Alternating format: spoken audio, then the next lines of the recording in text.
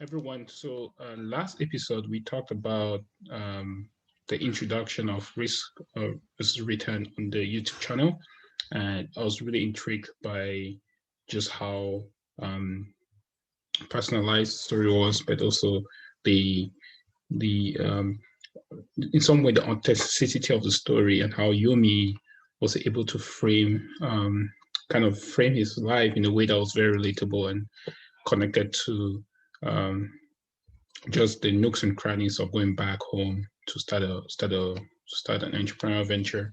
And I found that very intriguing and also very inspiring on how he navigated that journey and developed a compass on how he was thinking about entrepreneurship. So I think this I've so far I've read onto chapter 10 and actually just started the book recently, like less than a week.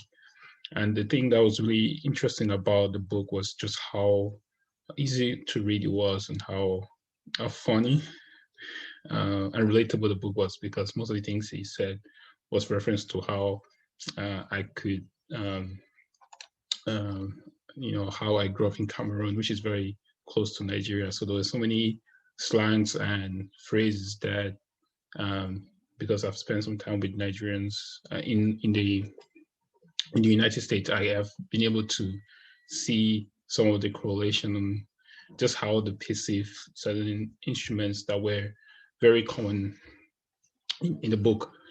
I think more importantly, having read the book so quickly to chapter 10, I think something that is really encouraging is that for those of us that are trying to go back home and make a difference on the continent of Africa, but specifically to any country of interest, I think one of the things that was very appealing. And I know that in the book there are so many anecdotes of some very unique experiences of Yumi's.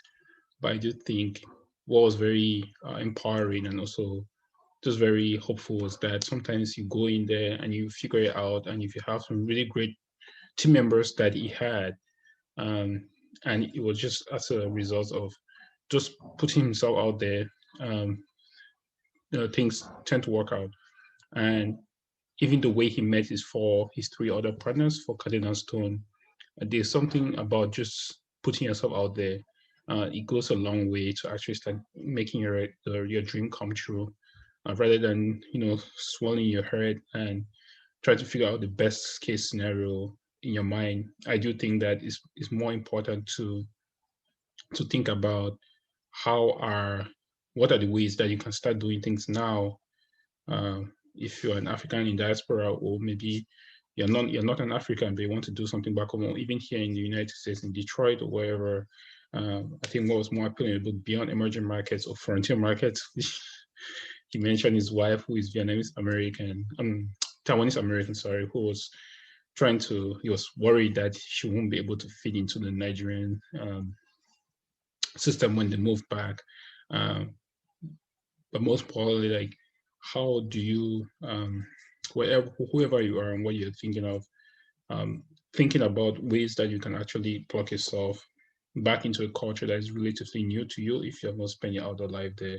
Sometimes you just have to go for the swing, but there were a lot of conditions that were put in place for them to be able to go back and figure out that certain things had to wait for certain stages, had to have contingency plans so that they were not just taking a very big swing.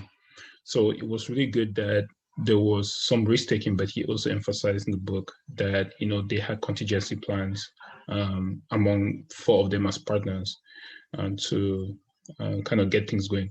I think what's just very interesting is that he's quite a planner. I think just even writing things down, and just even having a business plan and all that, I think it helps goes a long way to kind of make that reality come true.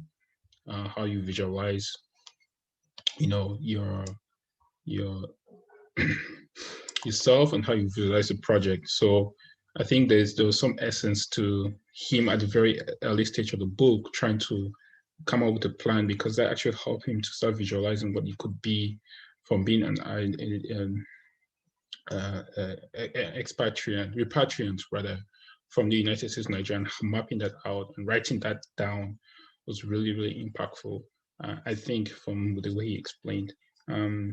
But I think the book really, it's really, it's just really fun. He was very, I think it was very authentic. He really mapped how he felt. There was this emotional side to it, on how he felt about just that internal discomfort when he was working as one of the best companies here at Bain Capital, just from Wharton School, one of working some really meaningful projects to the company, but not to himself, and trying to map out something that he could actually feel himself, but also do something much more interesting and exciting, which was back home in Nigeria. And I think the journey that he showcased in the book on just how he went back home and was able, and through some connection that might happen as a circumstance of luck, but turned out to be some really great partners that he came across.